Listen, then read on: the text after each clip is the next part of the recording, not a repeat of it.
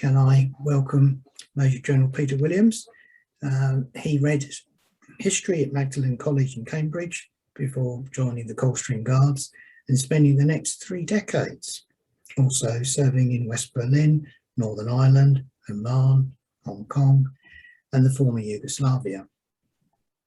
In the 1980s, he studied Russian and went on to serve for two tours in the British Commanders-in-Chief mission to the Soviet forces in Germany, BRIXMIS, which is what we're going to be hearing about this evening, and as a liaison officer. His final posting was to Moscow, where he set up and led the NATO military liaison mission to the Russian Federation from 2002 to 2005. And he is now the chairman of the BRIXMIS Association. Peter, you are amongst friends, so a very warm welcome, and over to you. Thank you very much. Thank you, Tony. Thank you very much. Just to say briefly that, of course, the NATO military liaison mission was actually closed down by Mr. Putin on the 1st of November, rather sadly. So it's the end of an era on that one. But this is about a previous military liaison mission that I'm going to talk. And I would like to thank you, Tony, for all your efforts on behalf of Maggie and everyone else who has, along with Annabelle Naylor as well, who have helped to bring this to where we are this evening. And are going to help, I hope, to move the slides on. So far, it seems to be working pretty well. This should, I hope, allow me to deliver a fairly fluent and, I trust, interesting presentation about our decade-long search for the historic document, the original signed version of the Robertson-Malinian Agreement. This was the Anglo-Soviet bilateral deal to set up military liaison missions in occupied Germany in the first couple of years after the end of the Second World War. BRIXMIS, or to give it its full name, the British Commanders-in-Chief Mission to the Soviet Forces in Germany, is quite well known to Cold War historians and to the general public as a specialized intelligence collection unit. For 44 years, its unarmed 3-man teams patrolled the Soviet occupation zone, which of course later became the German Democratic Republic. With almost 500,000 Soviet and East German troops deployed in a country only about 80% the size of England, there were countless opportunities for intelligence collection. BRIXMIS tours, as the patrols were known, operated under almost constant surveillance by the Stasi, the East German regime's secret police. However, the risks involved were outweighed by the intelligence value that these sorties delivered. Targets of special interest to the mission's army tours included equipment like the Soviet Army's most modern T-80 tank, seen here in the 1980s, sporting its bolt-on explosive reactive armor boxes, for example. Whereas the Royal Air Force members of BRIXMIS preferred to focus on the vast array of modern aircraft and helicopters that the Soviet Air Force and its East German comrades had deployed on airfields in East Germany. And this, for example, is an image taken by RAF tourers on patrol of a MiG-29 Fulcrum fighter jet. While this talk is not the occasion for tales of daring do, suffice it to say that BRIXMIS tourers seized whatever chances came their way. Here's an intrepid sergeant who'd leapt onto a passing train and was trying to answer some specific technical questions about this type of armored vehicle, all the while expecting armed Soviet soldiers to spot him and potentially to shoot at him. And here is a young officer who was attempting to recover an unexploded tank projectile from a live firing range so that our own technical experts in Britain could evaluate its lethality. However, moments after this photograph was taken, the shell started to fizz. And faced by the reality of sitting with it in the car for a day or two, on this occasion, he rather wisely decided to abandon his booty.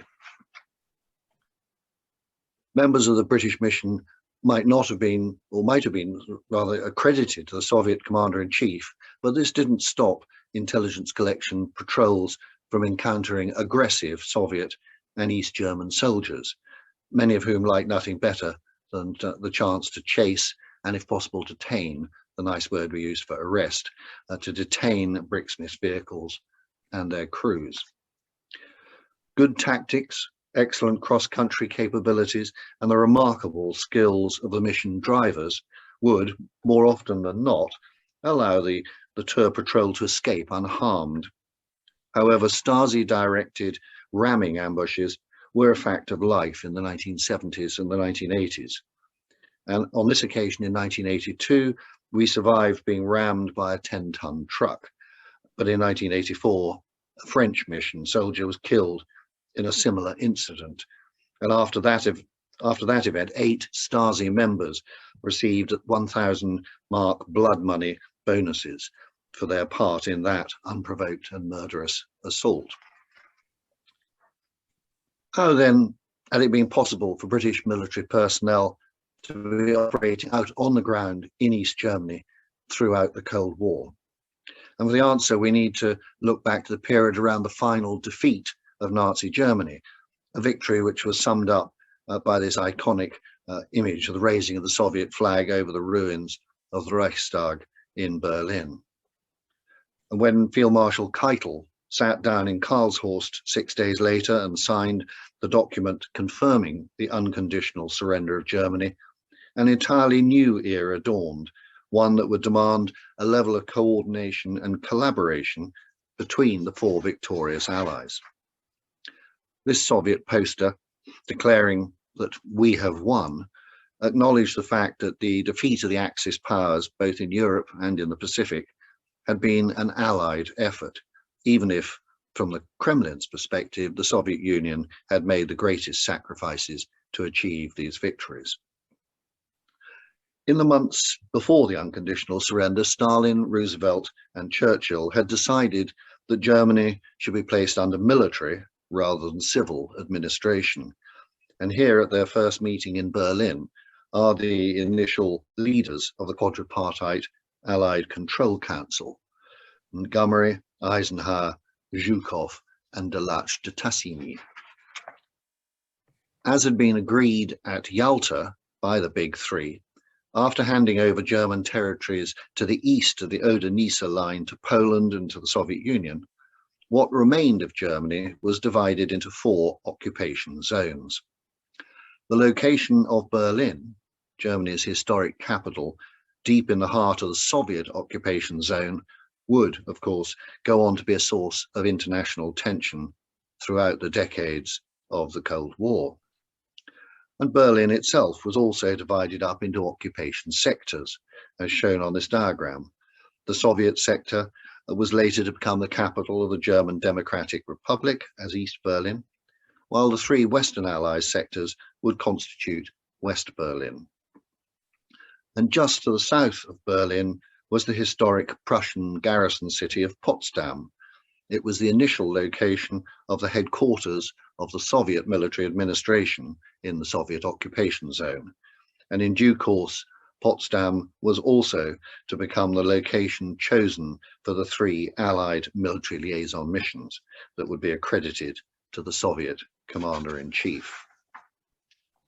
July 1945 marked the zenith of the Anglo-Soviet military relationship.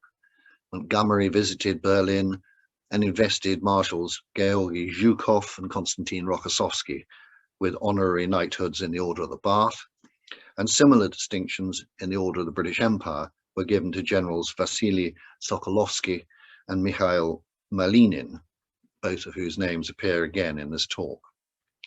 And although we can't be certain what it was that the 2 great commanders were chatting about, it is clear from the records that their staffs were experiencing considerable challenges as they tried to collaborate on processes like the implementation of economic reparations and the repatriation of Soviet citizens from the British and other Western occupation zones.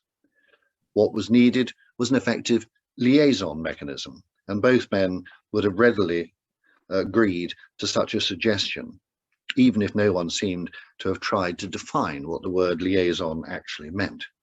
It proved to be a conveniently imprecise word when used at the military political level. What we do know, is the slide going to move on? I'm sorry, I've been interrupted by a question from a viewer and I've lost my place, so I'll be there in a second. It's that one, yeah, that's it, thank you. Sorry. What we do know is that, unlike in several 21st century campaigns, the control machinery and Germany mechanisms had been thought through in great detail by the tripartite European Advisory Commission in London in November 1944. And they've then been signed off by the Big Three at Yalta. And they included provision for military liaison missions. As can be seen on this slide, Article 2 of the Agreement on the Control Machinery in Germany foresaw and mandated the commanders-in-chief to exchange military personnel to conduct liaison duties. Quite what these liaison duties might entail was never stated, but all the parties were content to move ahead on the basis of this rather unspecific article. For reasons that remain unclear, it was the British who first concluded a liaison agreement with their Soviet counterparts. And the agreement is named after the two generals whose signature blocks appear on the document, Generals Robertson and Malinin. Lieutenant General Sir Brian Robertson was the son of Field Marshal Sir Wally Robertson and was an experienced theatre-level administrator. His counterpart, Colonel General Mikhail Malinin, had served as the Chief of Staff for Marshal Zhukov in the battle for Berlin. Now, both men were deputy military governors as well as the Chiefs of Staff, and they faced numerous military diplomatic challenges. This is a copy of the Robertson-Malinin Agreement, which authorized the exchange of military liaison missions between the British and Soviet commanders-in-chief and their staffs. This document granted each party identical reciprocal rights and allowed for a mission consisting of 11 officers and 20 technicians, other ranks, who would be accredited to the other party's commander-in-chief.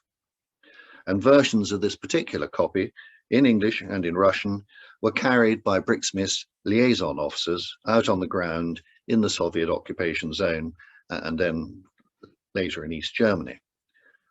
At this stage, it's worth pointing out that this document is neither signed nor bears any official seals or stamps. And this is remarkable given the traditional Soviet respect for bureaucratic norms. Despite this, its authenticity seems never to have been challenged out in the field. Why it took 6 months longer for the French and the American zonal authorities to conclude their own bilateral reciprocal agreements with the Soviets is also a mystery. But by mid-1947, there were 3 Soviet military missions based and operating in the 3 Western zones, and 3 counterpart Allied military liaison missions were based in Potsdam with the right to patrol in the Soviet zone. BRIXMIS's counterpart of the Soviet mission in the British zone was always known as SOCSMIS. The French Chief of Staff, General Roger Noiret, concluded the Franco-Soviet liaison agreement on the 3rd of April 1947. The French and Soviet bilateral reciprocal military liaison missions were granted 18 accreditations, some 13 fewer than those allowed in our own Robertson-Malinin agreement. Several months after its signing, the original signed version of the Noiret-Malinin agreement was reported as having been mislaid from the French military archives. And despite strenuous efforts a decade or so ago to find it in the archives of the Quai d'Orsay or the French Ministry of Defense, these searches were unsuccessful. Only 2 days after its French equivalent, General Clarence Hübner finalized the Americans' liaison agreement with the Soviets. The original signed version has survived in the US archives and is available online. Once again, the agreed form of words was similar to, but far from identical with the British and French agreements. In this case, only 14 accreditations were agreed for each party. And as a result, the British, with 31 accredited personnel, had a built-in liaison capability advantage over their French and American comrades, who had 18 and 14 accreditations, respectively. It's worth spending a moment or two to look at some of the similarities and differences between the British and the American liaison deals with the Soviets. First, both the Robertson-Malinin and the Hübner-Malinin agreements allocate similar tasks to their respective missions. While the British document states that the object of the mission is to maintain liaison between the staff of the two commanders-in-chief and the military governments in the zones, the American agreement uses a slightly different formula to achieve an identical result, stating that the task of the mission will be to maintain liaison between both commanders-in-chief and their staffs. However, one area where the British and American agreements do differ markedly is in the steps required to bring the deals into effect. The British agreement states that the agreement comes into force the moment letters have been exchanged by the deputies to the British and Soviet commanders-in-chief of the zones of occupation in Germany, thereby perhaps implying that there was no need for Robertson and Malinin to actually apply their signatures to the document. In contrast, the Hübner-Malinin agreement states that this agreement becomes valid when signed by deputy commanders of United States and Soviet zones of occupation. And sure enough, the Soviet-American document not only bears the signatures of Hübner and Malinin and a manuscript date, but it also bears Malinin's official office stamp. At this stage, I'd like to introduce you to the BRIXMIS Association fossicers. We're three veterans of the mission with a long-standing desire to unearth the original signed version of the Robertson-Malinin agreement. I am, as you by now know, I hope, Peter Williams, and I'm the chairman of the BRIXMIS Association, and I served twice in the mission in the 1980s. Rod Saar, in the middle here, is the association's archivist and bears the distinction of having been declared persona non grata by the Soviets in the early 1970s. And Peter Martin served in the mission as a National Service Gunner Officer in 1956 before going on to become an eminent lawyer. At times, we suspect that we may be slightly obsessed with a document that either never existed or that was mislaid long ago by a light-fingered staff officer, just as its French equivalent was. When we started our search at Kew back in 2010, it seemed that this particular promising folder might contain our holy grail. In fact, it contains an interesting comparative analysis of the three military liaison mission agreements conducted by a senior staff officer in BRIXMIS in the late 1960s. But the folder neither holds the original signed Robertson-Malinin agreement, and nor does it give any clues as to its whereabouts. The current exhibition at the National Army Museum, Foe to Friend, focuses on the British military in Germany throughout the Cold War and beyond. And among its exhibits about BRIXMIS is what may best be described as a clean office copy of the Robertson-Malinin agreement. It's certainly much clearer than the scruffy photocopied version that mission members carried out on the ground in East Germany. But unfortunately, it gets us no closer to our Holy Grail. I had hoped that my former Russian comrade from the NATO military liaison mission in Moscow, Colonel Zarina Vashurina, a much respected member of the Russian Military History Institute, might be able to unearth the Soviet version of the original signed Robertson-Malinin agreement in Russia. Sadly, despite her best efforts in Moscow to investigate in the Soviet-era archives of the Russian Ministry of Foreign Affairs and in those of the Ministry of Defense, no such document could be found. But I remain very grateful to her for her efforts on our behalf. And then when all else fails, one should call upon the services of a professional fossicker. And so, as recommended by your chairman, Dr. Tony Wakeford, late last year, we commissioned Simon Fowler to see whether he could dig deep at Kew and cast some light on the origins of the Robertson-Malinin Agreement, and maybe even find the original signed document lurking perhaps in the wrong file or whatever. Thus far, he hasn't found our Holy Grail, but thanks to his research and our interpretation of his findings, we now know much more about how BRIXMIS came into existence. The earliest evidence that the British staff in Germany believed that it was time to regularize the Soviet military presence in the British zone emerged in an internal headquarters British Army of the Rhine memorandum dated the 18th of January 1946.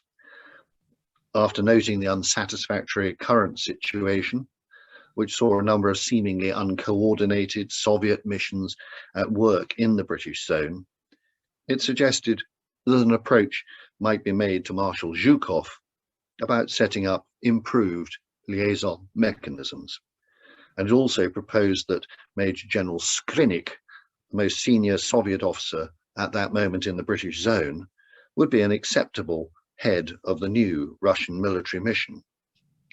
Whether this recommendation would have cut any ice with Zhukov or with General Ivan Serov, who was Stalin's enforcer in the Soviet zone, is rather doubtful. Before the British staff could transform its good idea into a proposal that could be put to the Soviets, on the 6th of February, Zhukov's deputy, the then Army General Vasily Sokolovsky, wrote to General Robertson, making a similar offer and quoting the November 1944 Agreement on Control Machinery in Germany as the basis of his proposal. Sokolovsky's initial pitch was for a bilateral exchange of military liaison missions, and for such missions to include a political representative. This last idea suggests that his letter to Robertson had been written either under the direction of a political commissar, or at least with an acute sense of political correctness on Sokolovsky's part. The Spy Air Ministry files showed that the Royal Air Force in Germany reacted rapidly to the suggestion that its personnel might become involved in some future British military mission. This speedy RAF reaction, change the slide, that'll be good. This speedy RAF reaction may have reflected the influence of the Commander-in-Chief of the British Air Forces of Occupation. Here is Marshal of the Royal Air Force, Sir Sholto Douglas. But we haven't had access to files that might confirm whether the Army responded equally speedily. This postscript note to the memorandum shows an unusually open-minded reaction from the air staff, which recognised that a slightly less senior officer who could read and speak Russian well might actually be a better asset in any future liaison mission than a more senior officer without linguistic skills. And a manuscript annotation suggests that I branch, the RAF's intelligence branch, might be best suited to provide such an officer. Some 3 weeks after he had received Sokolovsky's letter, General Robertson replied to the Soviet proposal. We know that Robertson spent some time while he was in Berlin trying to form an amicable working relationship with Sokolovsky, but there's no indication that they had met in order to discuss this idea before putting it down on paper. It's also interesting to see how long it took to complete each stage of this correspondence, about 3 weeks here, presumably because translation and secretarial skills were much slower in the 1940s than they might be today. Robertson's reply welcomed Sokolovsky's proposal to exchange military liaison missions and stated that any such arrangement must be reciprocal in nature. He called for their respective staffs to start work on terms of reference. And Robertson also included agreement in principle concerning the presence of a political representative in any military mission. But he stressed that this must be on a reciprocal basis. Now, Zhukov and Sokolovsky had political minders embedded in their headquarters and back in Moscow, the British Commander-in-Chief, Montgomery, until the 1st of May 1946, and then Sholto Douglas, and his deputy, Robertson, were allowed to operate on a freer rein than their Soviet counterparts. Nevertheless, on the 1st of March, Robertson's own deputy, General George Erskine, wrote to Sir Arthur Street, the permanent secretary at the Control Office for Germany and Austria in the Foreign Office. He updated him on the Sokolovsky-Robertson exchange of letters, and he took care to include the point about the potential inclusion of a political representative in any agreed missions. Curiously, this seems to be in the last mention of this idea of a political representative, and neither the Foreign Office nor the Soviets were to pursue this option. On the 3rd of April, the key authors of the Robertson-Malinin Agreement met in the British headquarters in Berlin to undertake the detailed drafting of the document. Lieutenant General Mikhail Dratvin, Sokolovsky's deputy, and Major General George Erskine, Robertson's right-hand man, emerged from the meeting with a draft agreement, which was to emerge as the final agreement, unamended other than where office holders' names had changed. And by any standards, this was an outstanding feat of cooperative staff work that it needed no further changes between the first drafting and its conclusion. Here's the draft of what was to become the Robertson-Malinin Agreement, and it was attached to Erskine's letter of the 5th of April to Sir Arthur Street at the Control Office for Germany and Austria. Erskine stressed that it was just a draft and asked Sir Arthur to discuss the draft with General Robertson, who at the time was back in London. The sequence in which the clauses of the draft and the final document are laid out is somewhat eccentric. While we might expect to follow a sort of situation, mission, execution sequence, the first clause goes straight into describing the numbers of officers and technicians, the other ranks, who could be accredited. Notwithstanding the fact that the final version included a single paragraph of preamble referring back to the November 1944 agreement, it still seems odd not to have stated at the beginning of the document what the tasks were to be for the mission.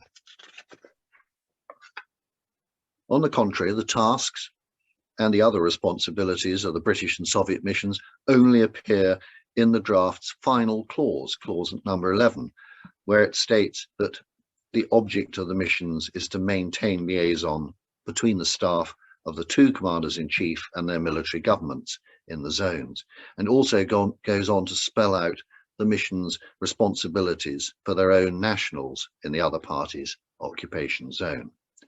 Whether this sequence reflects traditional Soviet staff work remains unclear.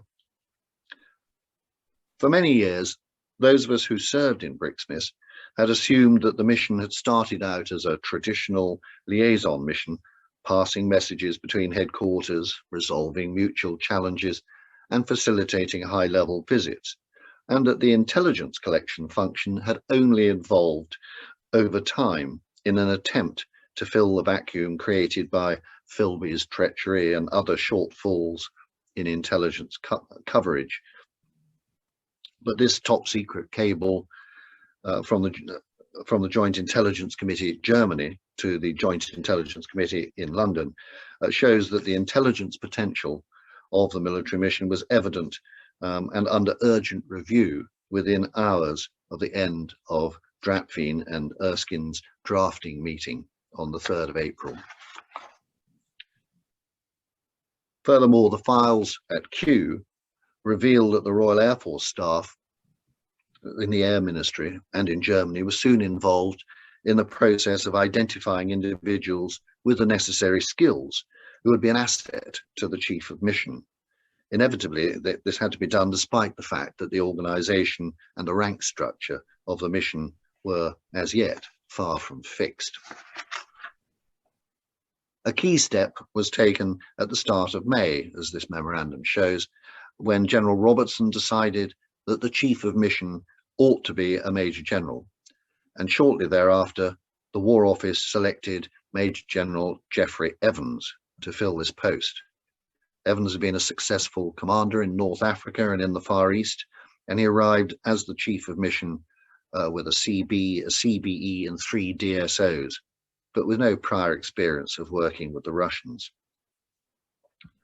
While we have no evidence that Robertson ever discussed the setting up of the British and Soviet military liaison missions with Malinin, the Q files do show that Dratvin Sokolovsky's deputy with responsibility for international relations called on Robertson on the 22nd of May in order to pin down the way ahead for the missions.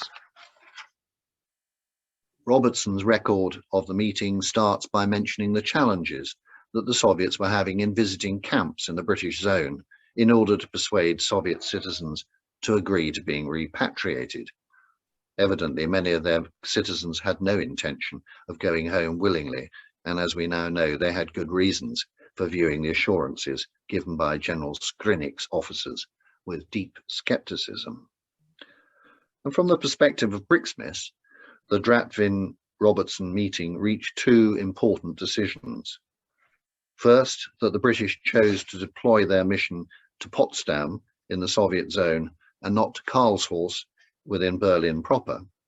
And second, that the 15th of July 1946 was agreed as a tentative deployment date for BRIXMIS and SOXMIS to deploy to their hosting zones.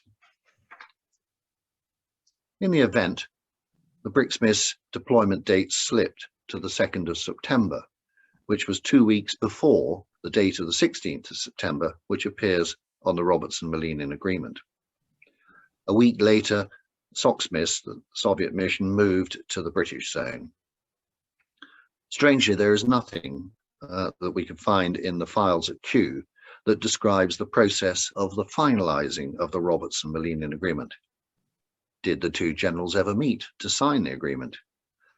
If the British and Soviet missions deployed on the 2nd and 9th of September respectively, why was the agreement given a date many days after the actual deployments had occurred? Maybe we will never know the answers, but we still live in hope that the archive of the Commander-in-Chief Committee Germany may one day emerge and resolve some of these issues.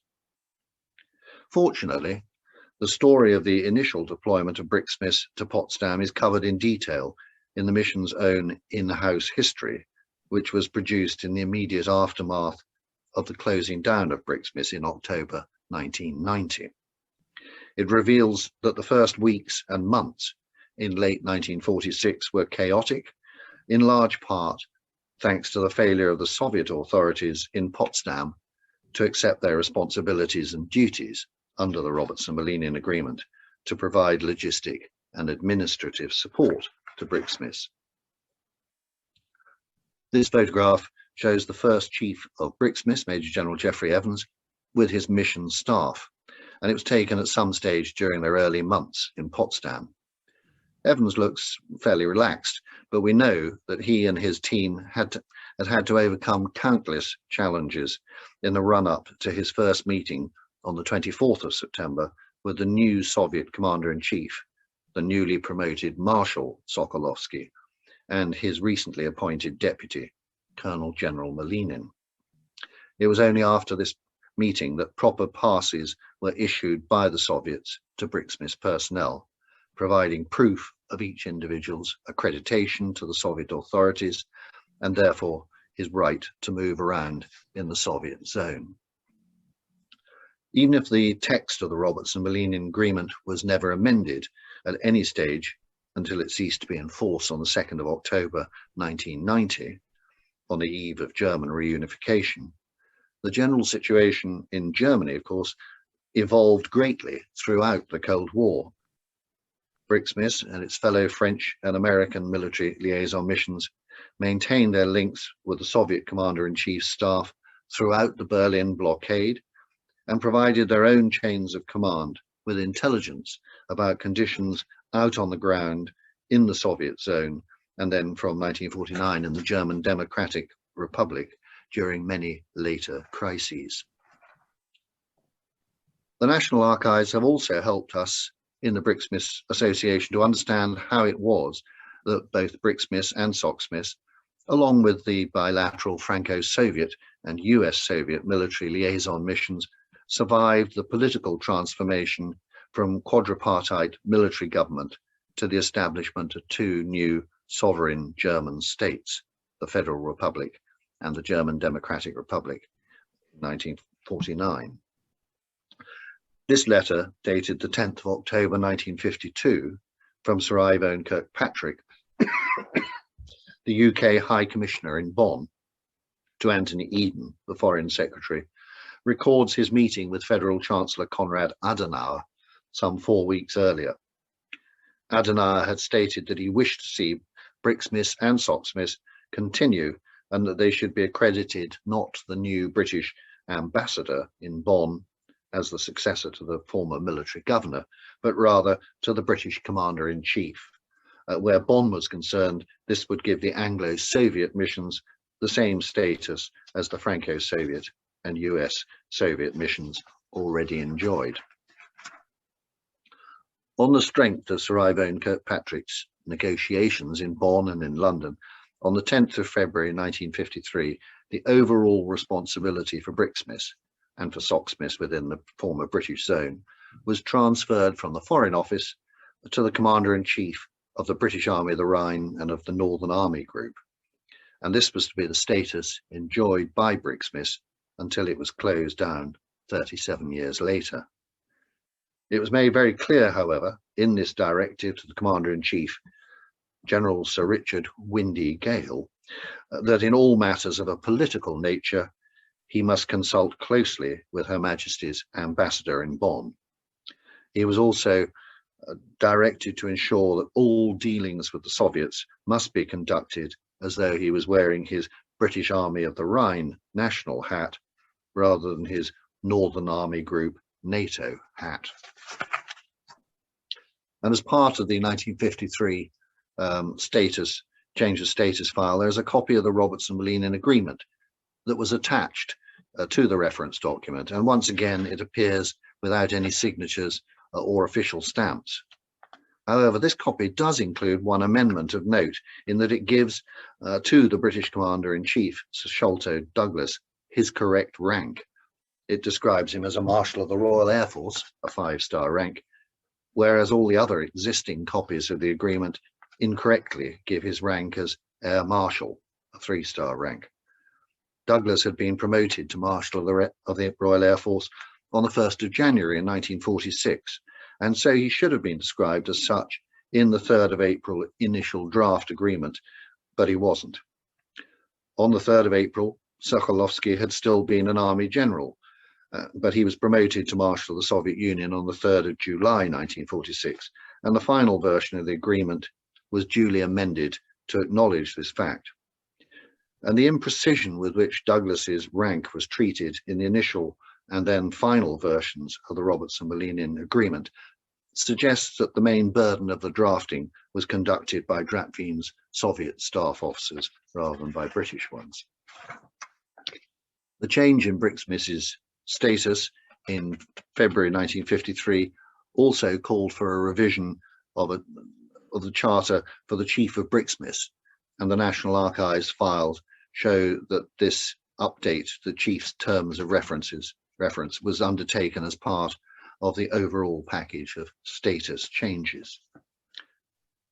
Given that the texts of the Robertson-Malinin Agreement and of its counterpart Franco-Soviet and US-Soviet agreements were never amended, it may be of interest to end with a brief look at how the Allied and Soviet military liaison missions managed to evolve their operating regimes while sticking to the letter, if not always the spirit, of these agreements.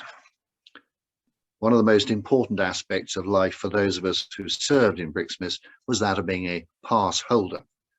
A maximum of 11 officers and 20 other ranks could be accredited to the Soviet Commander-in-Chief at any one moment.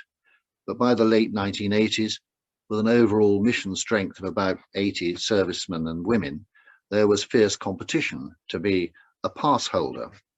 And this was because holding a Soviet pass allowed the pass holder access across the Glienicke Bridge from West Berlin into Potsdam and then on into the depths of East Germany. It always amused us that the allegedly classless Soviets insisted that the passes for BRIXMIS officers had to be signed by the 3-star Soviet Chief of Staff, while the passes for BRIXMIS other ranks, wives and everyone else were signed by a comparatively lowly colonel. And just as individuals had to be pass holders, so too did the vehicles in the BRIXMIS fleet.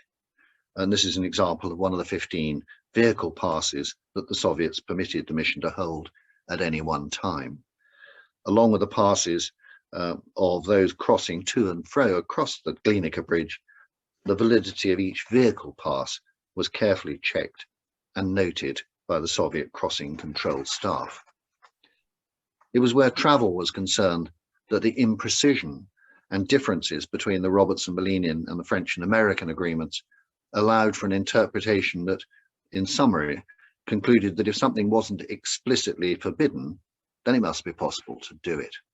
Wiggle room was available because all 3 agreements used different terms to limit the access of mission members to certain areas. For example, the Robertson-Malinian agreement stated that, generally speaking, there will be freedom of travel and circulation for the members of missions in each zone, with the exception of restricted areas, in which respect each Commander-in-Chief will notify and act on a reciprocal basis. Over time, a system of permanently restricted areas was developed, covering the most sensitive sites in each of the former occupation zones.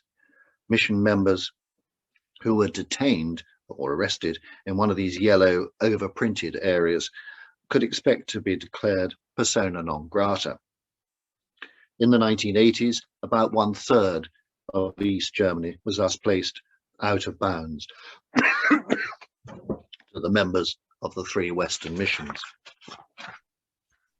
However, because the travel and access restrictions were declared to be reciprocal in the 3 founding documents, an identical percentage of West Germany was also announced as being out of bounds to the 3 Soviet missions in West Germany. The areas in question were similarly placed within yellow overprinted areas on maps of these zones. Following the killing in 1985 of an American major by a Soviet sentry near, but not quite in, a permanently restricted area, it became clear that there was a need for greater precision about where the exact boundaries of these out-of-bounds areas lay. The Western missions had long taken advantage of any ambiguities in the boundaries of these areas. And as a result, in 1986 and then in 1988, the revisions to the mapping of the permanently restricted areas in East Germany bore the signatures of the 3-star Chief of Staff of the group of Soviet forces in Germany, here General Krivosheyev. This emphasized the Soviets' determination to avoid future dramas of the sort that led to the American officer's killing. In addition to the maps showing permanently restricted areas, both the Soviets and the 3 Western allies imposed time-limited temporary restricted areas. Whereas permanently and temporary restricted areas could be implied and justified by the terms of the 3 founding agreements, the same could not be said for so-called mission restriction signs. Here is one that was erected in the British zone in the 1950s. Next slide. However, these signs were routinely ignored by the Soviets and weren't replaced. In contrast to the abandonment of these signs in West Germany, signs like this one were a common feature in East Germany, in particular in the vicinity of sensitive East German as opposed to Soviet installations. By the 1970s, the chiefs of the 3 Western Allied missions had jointly decided to treat these signs as lacking in any authority, arguing that they weren't mentioned in the Robertson-Malinian and counterpart agreements, and therefore they had no legal status.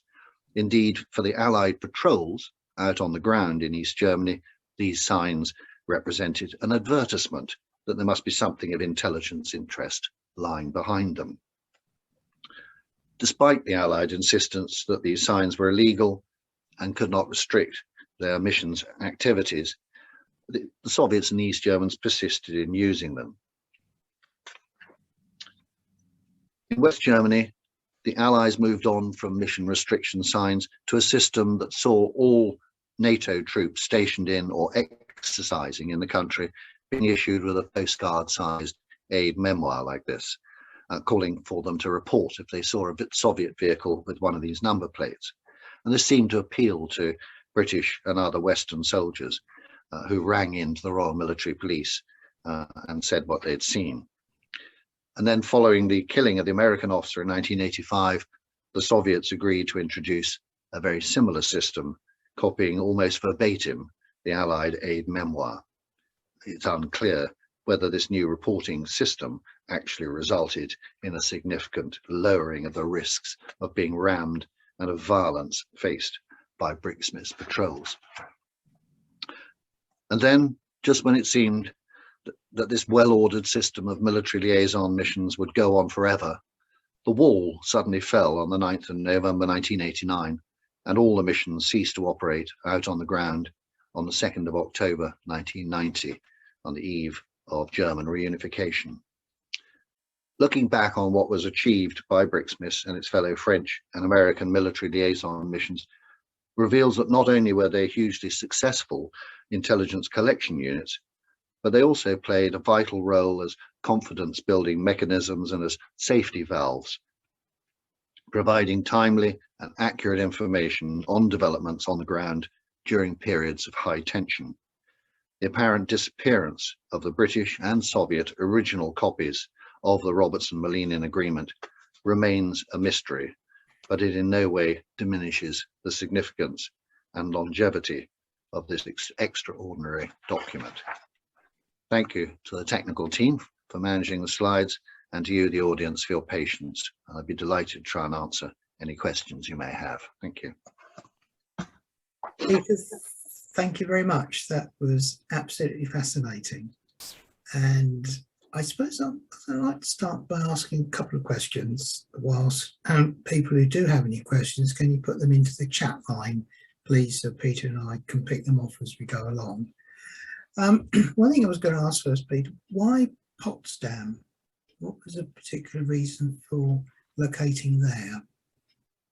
Well, Potsdam is just outside Berlin, and it was always a military headquarters town, a garrison town, and it had a lot of, it hadn't been as badly bombed, as it were, as the rest of Berlin, and that's why it was used for the conference in 1945, and the Soviet headquarters was initially in Potsdam. It later moved further out into East Germany, but that's why the missions were invited to go to Potsdam.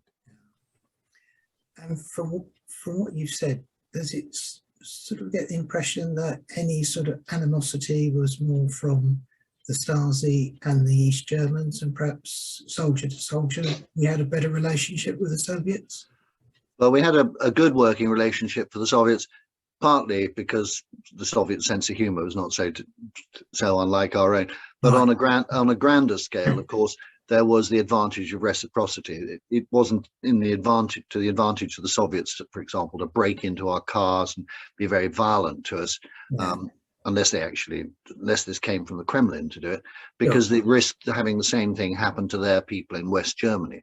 Of course, for the East Germans, they had no reciprocal advantage. They didn't have people enjoying a similar relationship out on the ground in West Germany, and so we were in many ways an affront to the sovereign authority of the East German state. Yes.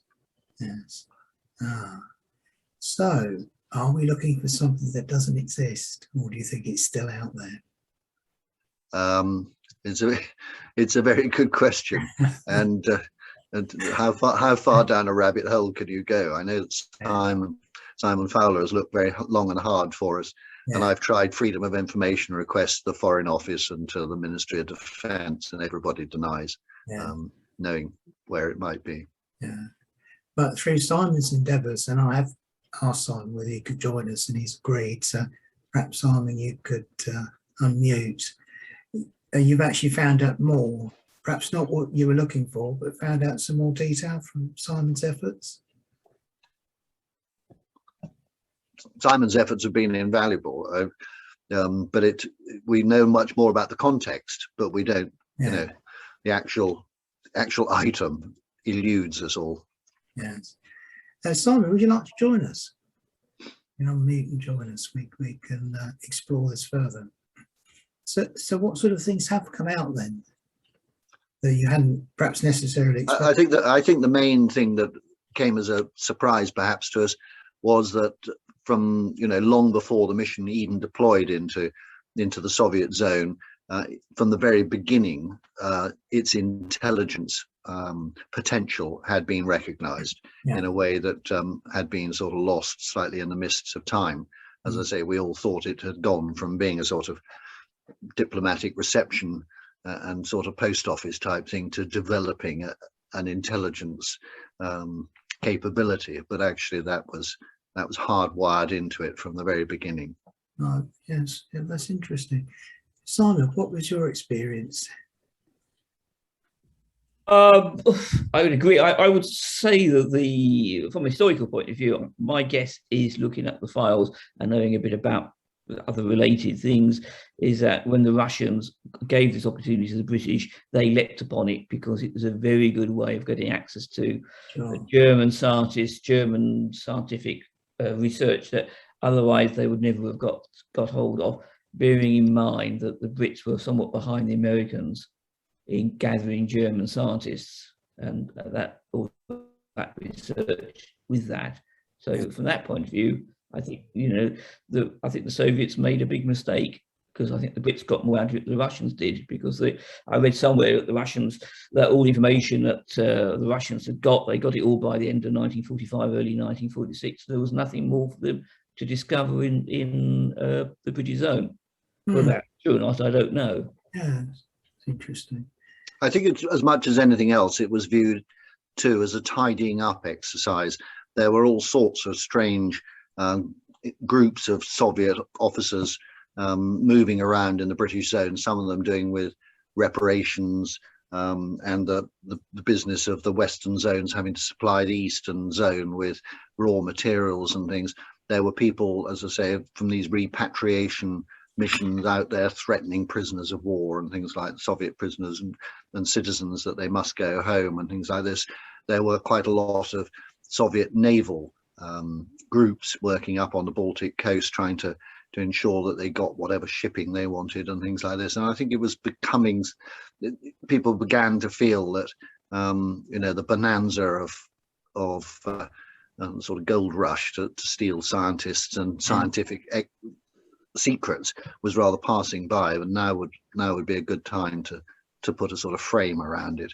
And the aim was to try and have one Soviet officer in particular who would be responsible in the British zone, and to whom we could go to when there were problems, rather than General Skrinik saying, well, I've got nothing to do with repatriation, I'm all to do with reparations or something like that. Yeah. So I think it was a tidying up exercise. What is strange is that the British were as far ahead in finalizing this as they were in comparison to the two other missions, but we don't have any. The strange thing about the British documents is there is almost literally no mention of the French or the Americans in them. They were living in parallel and virtually unconnected universes where this was concerned. So there wasn't liaison between the French and the American missions then? Or well, we haven't seen, and the British, we haven't seen at this stage in the mid to late 40s. There's no sign unless Simon's seen it, but in the documents you've come across, they don't appear in the distribution lists, the French and American missions. It's as if they're not there. There's a lot of rivalry because you're I think there's a huge sea change in mid-1946 when BRIXMIS was set up in the winter and spring of 1946. The real purpose was to get hold of German secrets, for which there was a lot of rivalry between us, and particularly us and the Americans, to get the top scientists, and of course the Russians as well. and to get hold of German scientific secrets, because they were so far ahead of us in so many aspects that we needed to know, the Americans needed, the Russians needed to know. But by mid-1946, I'm fairly certain there is a subtle, perhaps not so subtle shift between getting German secrets and realizing that the enemy was now the Soviet Union, and that we had to get this liaison mission into the Soviet Union because we needed information about the Soviet developments. So when the first reports come back in late 46 from BRIXMIS missions, they're not really interested in the Germans any longer. It's all about reporting on Soviet Air Force bases and that sort of thing. And by which time, because all the three allies, Western allies, are of course working much more closely together, because they've realized that the enemy is no longer Germany, it is the Soviet Union. Yeah, that's interesting. So in terms of the records, Simon, are they spread across quite a few record series, or are they fairly contained within what you'd expect in the military records? The big problem is that the indexing, cataloguing is so poor. And therefore I have spent a lot of time going through files that from the description on Discovery seem to be perfect, but turn out to be useless because they don't, the index. Okay, you accept some of that. Yeah, for sure. In research, you accept that Discovery is not perfect, but clearly all the cataloguing that was done by the FO or the MOD before sending material across to Q was very, very poor. I think one of the things that has struck me, though, is that what to us might seem to be an obvious thing to do. For example, the Commander-in-Chief's Committee, Germany, this is where the ambassador in Bonn, the two commanders-in-chief, the other security agencies all met to make Anglo-German policy for Britain, as it were, and make Anglo-Soviet policy for Britain. You would think, naively, as an outsider, that this sort of stuff would have been systematically archived as they went along, because it's high-level history, and yet it doesn't seem to be. And I spoke to someone the other day who was involved in closing down headquarters British Forces Germany, which closed down in the last couple of years when the last British general left Germany. And he said that someone had come out from somewhere in the Ministry of Defence, and they decided really there wasn't anything that was really worth backloading to London from all of this. And I just think that's, and again, it's even, in sort of 2015, it's still quite an interesting military political story, the bringing to the end of this relationship after 60 plus years. But people still don't seem to have a sufficient sense of history to want to wrap their arms around it and safeguard this stuff, which is sad. As I say, that we can follow the generation of the Robertson-Malinin agreement almost up to the day when it allegedly was signed, and then it just sort of appears to disappear from the record. It just happens. And if we didn't have old men who served in BRIXMIS at the beginning of it, who had written their memoirs about what happened, we wouldn't have any real idea of how this thing had actually been launched. Well, I suppose it's often the case that historical records, as they become, are left in the custody of people who don't appreciate their value. I think there's also an issue certainly from the military culture, where you imagine that the person who generates the document will be the person who will retain a document in the long term. So you're not really responsible for other people's for paperwork that other people have generated. But the result is that everybody shreds their copy, and then there's absolutely no sign of anything at all. There's nothing left. Yes. Okay, we haven't got any questions, which I'm surprised, but we have got in the chat line, Peter, there's a comment from Fiona. You can see it at your end. I think I did see it. I can't see it now, but I did it. Her father was sent to Berlin towards the end of the war. He said it seemed that the British Army wanted as many people as possible in Berlin sent in with a field ambulance. You know, there was a very large military, control commission. Germany was a major sort of bureaucratic empire of people that was sent to the centre in Berlin, and then out and about into the bits of the British zone. The number of sort of general officers and branches, particularly economic ones, was really quite striking.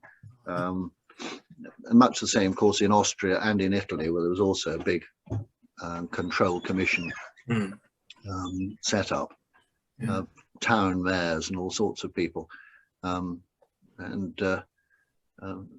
it was very expensive, the United Kingdom, and amongst the things, you know, the UK even had to send food to Germany and things at a time when we had very little food for ourselves.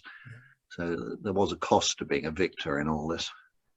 Yes, that's true. That's true. Have you come across any of those related files, Simon, at Kew? Oh yes, there's huge numbers of control commission files. But by 47, the British government is very keen to reduce the cost, so that they're getting rid of all the staff. That's one of the reasons why the war crimes side of things, which was very big in 45, 46, just tails off, because they haven't got the people to go and hunt the Nazis, and the increasingly lacking political will in bringing them to trial anyway, unless they're involved in having mistreating British service personnel during the war itself. Yes. Okay. Well, Peter, thank you very much, and thank you, Simon, for your contribution. Yes, thank you, Simon. It's nice to hear your voice, Simon. You are a face, and yours as well. moving Yes. face. All right. Have you just Moving experience. have you just been a name on an email then? Yeah. All right. Okay. Oh, Okay. well, I'm pleased to be able to introduce one another then. Good. But thank you, Simon, and thank you, Peter. If you could stay with us briefly afterwards. Lovely. And to everybody, thank you for joining us this evening. Absolutely fascinating talk. Maggie, if you could move us along, please. We've got a couple of more talks coming up, which you'd just like to share with you. A change of plan.